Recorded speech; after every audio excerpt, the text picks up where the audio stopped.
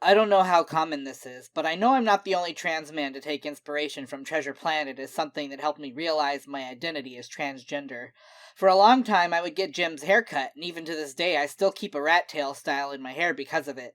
Not only was Jim the kind of guy I wanted to be, but the song I'm Still Here really resonated with me in a way that expressed almost exactly how it felt to want to be a boy, but being stuck in the wrong body where people look at you like you're an anomaly. Maybe I sound a bit crazy right now, or maybe you've thought the same thing, but hear me out as I break down I'm Still Here, and why it works so well as a song for trans men. I don't know what I'd be able to get away with playing, so I'm just going to sing the lyrics. So I apologize if my voice isn't the best way to represent the song.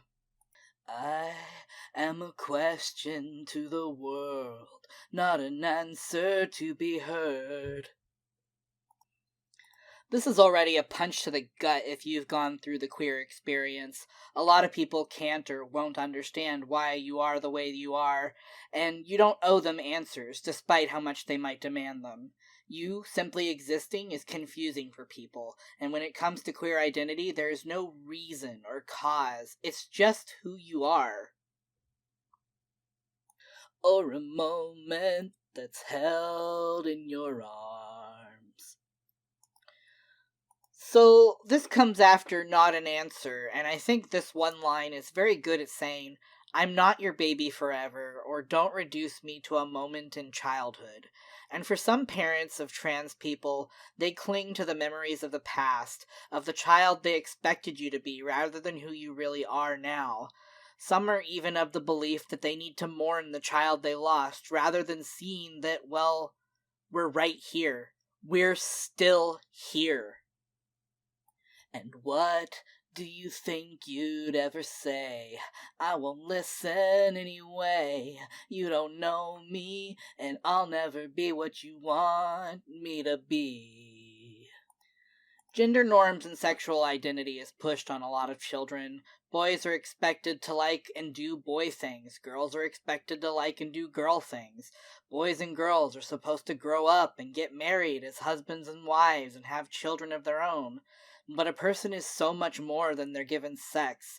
Gender is not a binary. Any gender can like any sort of gendered thing without it affecting their gender identity or sexuality. We are told to fit in a mold, and as queers we simply don't and won't fit into it without being forced. And what do you think you'd understand? I'm a boy, no, I'm a man. Obviously, this is the big part that really hits those trans man feelings. Hearing these lyrics, it felt so right to me that I'm male and I'm mature enough to know that about myself. My mom tries to be accepting, but I can tell she doesn't really understand these feelings that I feel. You can't take me and throw me away. One of the biggest fears for a lot of queer people is coming out to a family who will abandon them over their identity. And it feels really unjust and unfair that people who had loved you your whole life are willing to give that up just because they don't like how you feel. You're treated like you commit an unforgivable crime rather than a person who's just living their truth. It can also feel like society is throwing us away as well, but we want to be heard, and we are here to stay. And how can you learn what's never shown? Yeah, you stand here on your own. They don't know me, 'cause I'm not here. Being transgender usually starts out as an internal struggle, and how you want to appear versus how you actually appear doesn't match. Obviously, this isn't the universal experience. There are trans people who don't experience body dysphoria, but dysphoria is the most common experience, and it's something a lot of people on the outside don't see. It's an isolating feeling where it feels like people don't know the true you, and what they see before them isn't you. The mask keeps you from being here. And I want a moment to be real. Wanna touch things I don't feel. Wanna hold on and feel I belong.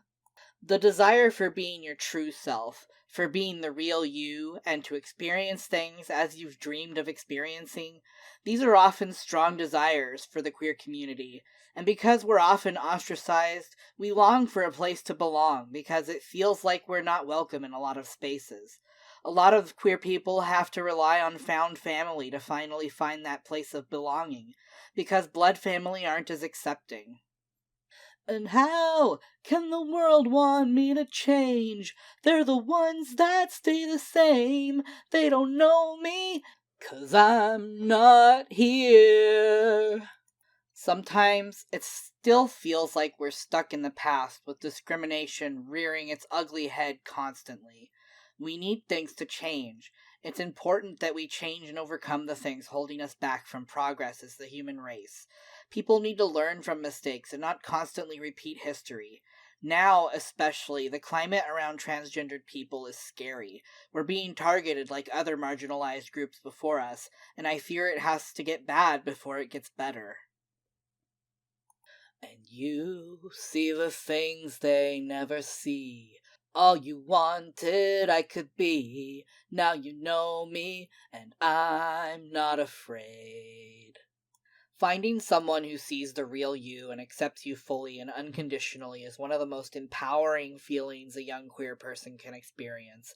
Even if it's not a physical person you know, finding someone in media to be an inspiration and give you those answers can give you that strength to finally discover yourself. It's an amazing feeling to not have to be afraid of someone's reactions to who you are. And I wanna tell you who I am. Can you help me be a man? The more comfortable you are with someone, the more you can be yourself and open up to them. And that openness is what allows you to be the person you want to be. In this case, helping someone be a man, which, of course, like before, speaks more specifically to a trans man mindset. They can't break me as long as I know who I am. Finding people who give you strength will help you stay strong and stand against oppression. If you lose yourself, if you try to force yourself to be something you're not, you'll break. Your truest self is your best self.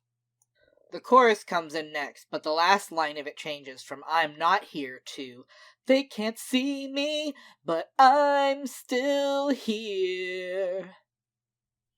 Being in a marginalized group, it often feels like you don't matter as much to the world, but despite that, we stand here shouting that we exist and hoping one day we'll be seen in a better light. They can't tell me who to be, 'cause I'm not what they see. This is another one that hits hard in the trans department. Being in the wrong body without transitioning, you'll be seen as something you're not. And no matter what people tell you or identify you as, you are who you are on the inside. They simply cannot dictate how you personally feel about yourself. Yeah, the world is still sleeping while I keep on dreaming for me. It does sometimes feel like the world still hasn't woken up to the reality that being queer is just a natural thing that happens for people, and it hurts no one. But we all strive to help more and more people understand, and we have to hope that things will get better. And their words are just whispers and lies that I'll never believe. It's important to adopt this mindset, to grow thicker skin when you are queer, because there will be people that will try to tell you you're wrong or evil, and you must not believe them. You just can't. Don't even entertain their BS. The chorus repeats here, and again, the last line changes. I'm the one now, 'cause I'm still here. And then it repeats that line, I'm still here, over and over. And I love how the chorus repeats that the world stays the same, yet the final line of identifying one's place in the world changes and grows until it is no longer dependent on the views of other people to be confident in existing. And that's where the song ends. So, hopefully I've given good reasons as for why this song in Treasure Planet resonated with me as a trans man, and how it works for queerness in general as well. Now, I'll talk a little about how I connected with Jim, which further affirmed my male identity. First of all, Jim is an adventurer and a thrill seeker, which I was a lot like as a child and got myself in trouble a few times because of it. While Jim is careening through turbines, I was climbing on rooftops. I was a smart kid and I was gifted, but I struggled academically because my neurodivergent brain couldn't handle homework.